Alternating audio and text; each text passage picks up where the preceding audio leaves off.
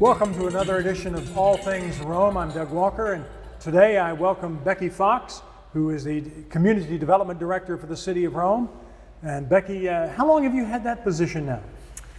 Wow, hard question. I've actually been working with the City of Rome for 32 years, and I was in various departments. I came to the Community Development Department in 2002.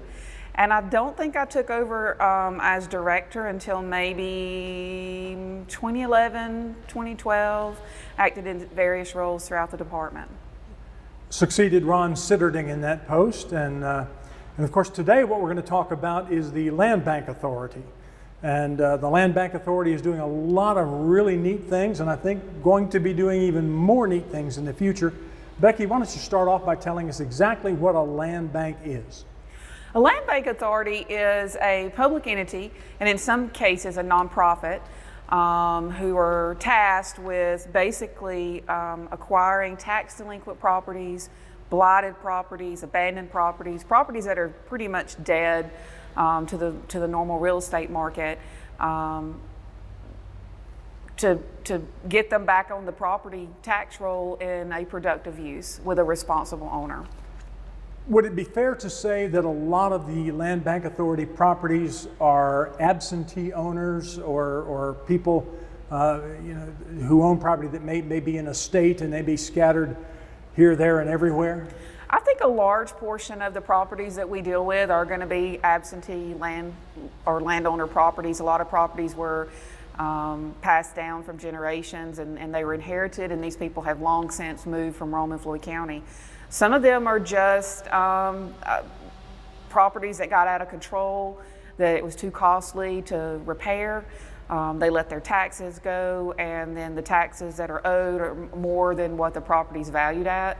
So a lot of the properties that we receive, I would say probably 95% of the properties that we've dealt with to date have been through the tax foreclosure process, where Floyd County owned these properties with a tax deed or a sheriff's deed. And we've been marketing those properties to the community for purchase.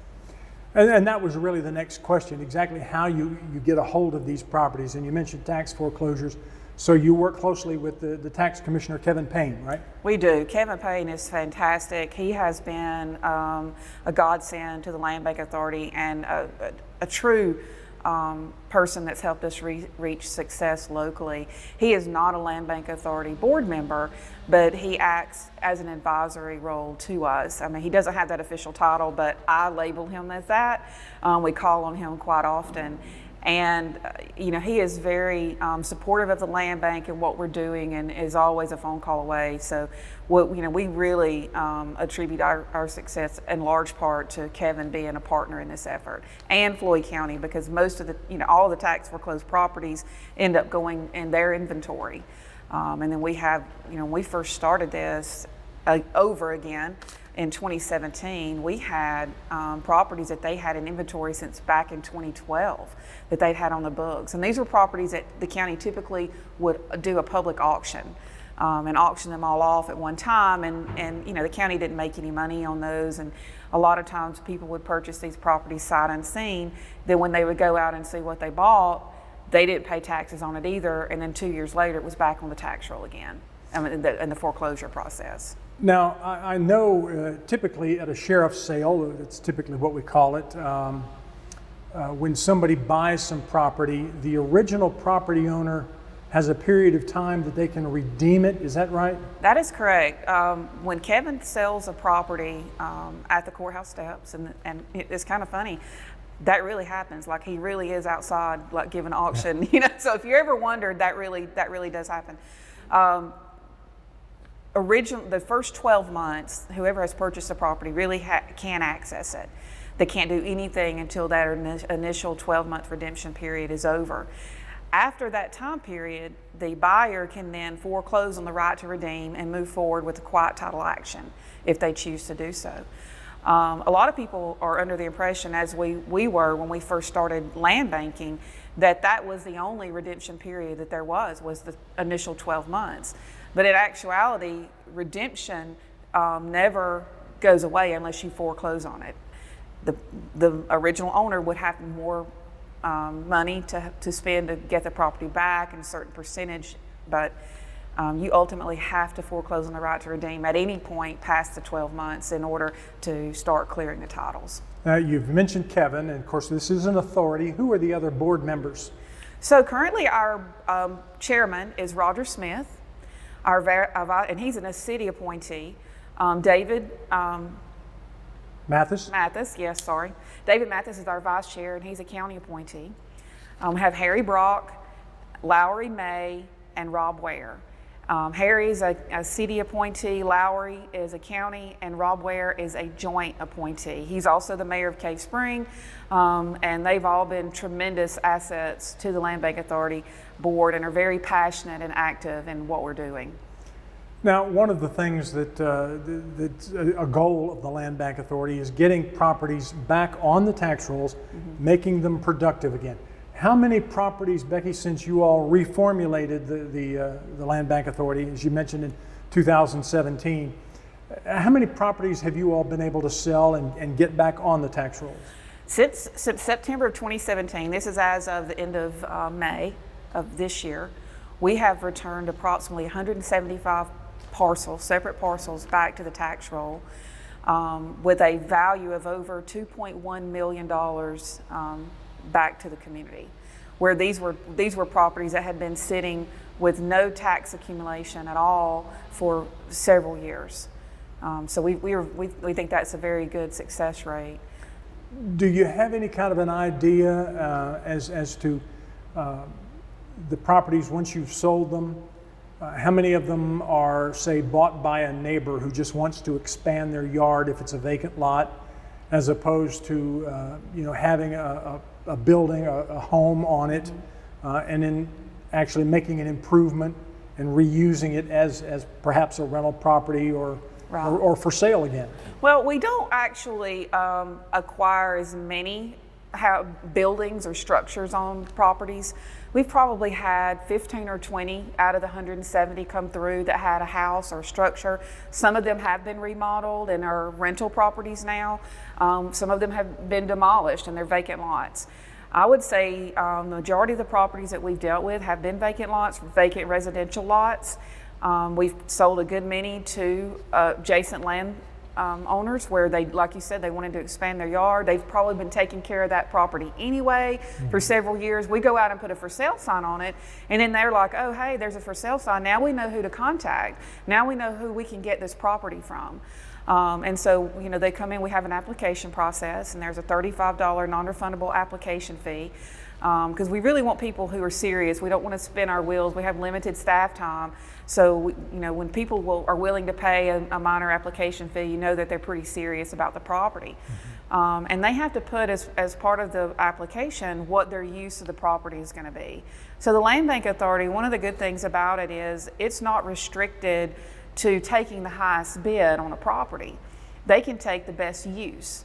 So, and we may have 2 or 3 people at the same meeting have applications in for the same parcel because they saw our for sale sign out there, and the land bank may choose to sell it to the adjacent landowner for expansion of their yard instead of to a speculative investor, where they may not then take care of the property moving forward. We do have a reversionary clause in all of our sales contracts, so anything we sell that has a structure on it, we have a 12-month reversionary clause. We give the buyer 12 months to start their process, their redevelopment plan, based on what they've told us in their application. And if they don't start that process in 12 months, we can take the property back at no cost to the land bank and then remarket it and resell it. So we haven't had to do that yet. We actually have to go back out, staff, when it gets close to their 12-month time period, we go out and we check it, we see if permits have been pulled, we see if title's been cleared, and we see if progress has been made. And so we take pictures and we report back to the Land Bank Authority Board. So luckily we've been successful in that arena so far.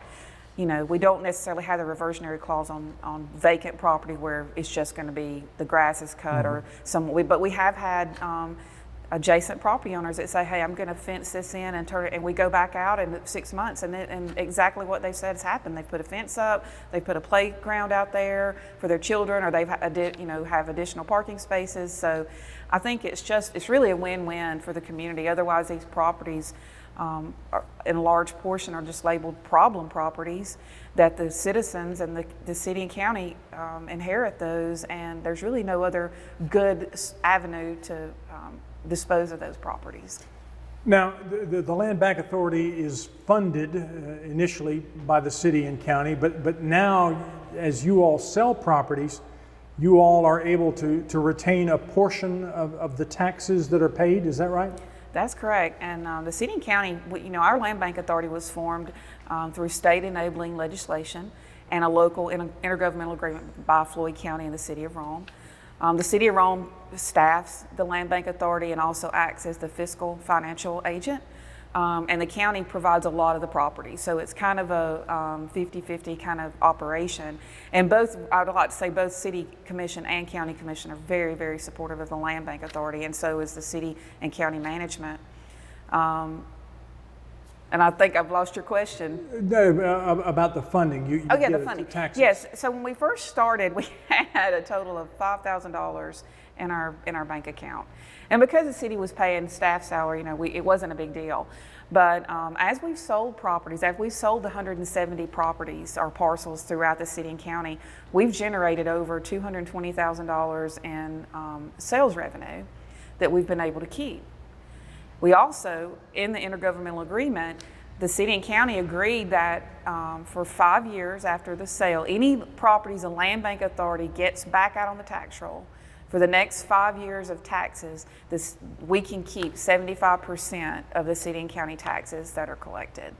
And so we flag those properties, and Kevin Payne's office goes into their computer system and flags them and puts a date on there, and then they send those dollars directly to the city of Rome, and they get transferred or deposited in the Land Bank Authority account. So we've gone from $5,000 to over $220 now, which really provides us an avenue to take the next step. Which I guess is being proactive, perhaps, and Instead actually of going out reactive. and buying properties that you feel are ripe for redevelopment. Exactly. We can do land assemblage. We can buy some of these properties that already have a clear title. It's very expensive to clear title, which we are moving forward now. We currently have 5 properties having the titles cleared, and that's $5,000 a pop, pretty much. But we've also this year acquired our first 2 properties in South Rome, vacant lots, through private ownership that already had a clear title. And so we're very excited as we've generated funds and learned a lot along the way that we're going to be able to take the next step. And I think the Land Bank Authority is just another tool in the toolbox to combat blight and abandoned and vacant properties that are crime havens and fire hazards, and really just detract from neighborhoods and really makes the property values decline. So this is a great way to do that. And so we're setting goals. The pandemic slowed us down a little bit. We had lofty goals for 2020, and we pretty much were shut down, even though we did continue to sell properties. And 2021 has been similar. We all thought the pandemic would be over by now, but here we are, and still moving forward. But I have big goals and plans for the Land Bank for 2022. And this is citywide. This is not just South Rome or North Rome. This is countywide. Countywide, yes. Yes, but yes, in all of our urban neighborhoods, we have all of these properties in all of the urban neighborhoods in Rome: West Rome, North Rome, East Rome, South Rome. And we have the same, in the rural areas, believe it or not, we have very similar instances, but they're just spread out. They're not as concentrated. So some people may have blinders on and they don't see these properties as often, but trust me, they're there. But I always like to say the city's in the county, so anything that we do that's beneficial to the city of Rome is also beneficial to Floyd County as well. So great. Becky, thank you for being with us. Thank you, Doug. We appreciate it, and look for good things happening with the Land Bank Authority is now they're able to be a little more proactive in the future, and as Becky said, not necessarily as reactive. Thank you for joining us.